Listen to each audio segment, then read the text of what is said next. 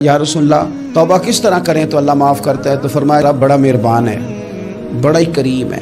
وہ تو کسی بندے کی اونٹنی اگر کبھی گم ہو جائے صحرا میں، اور اس طرح گم ہو کہ پیسے بھی اونٹنی پہ ہو، کھانا بھی اونٹنی پہ ہو، کپڑے بھی اونٹنی پہ ہوں، علاقہ بھی صحرا کا ہو، اور اس نے کسی ٹہنی کے ساتھ باندھی ہو، پھر وہ سو جائے، سو کے اٹھے تو اونٹنی غائب ہو۔ اب وہ اتنا پریشان ہو کہ آگے پیچھے دائیں بائیں دیکھا تو پتہ چلا کہ اونٹنی تو غائب ہو گئی، نہ کھانا ہے، نہ پیسے ہیں، نہ کپڑے، نہ سواری ہے، علاقہ صحرا کا ہے، پیدل جا بھی نہیں سکتا۔ تو فرمایا جس طرح وہ بیٹھ کر موت کا انتظار کرنے لگتا ہے، اور وہ منتظر تھا کہ اب موت ہی آئے گی، اب کوئی اور سہارا نہیں۔ فرمایا اچانک اگر اونٹنی سامنے آ جائے تو اسے کتنی خوشی ہوگی؟ یا رسول اللہ اسے تو بڑی خوشی ہوگی۔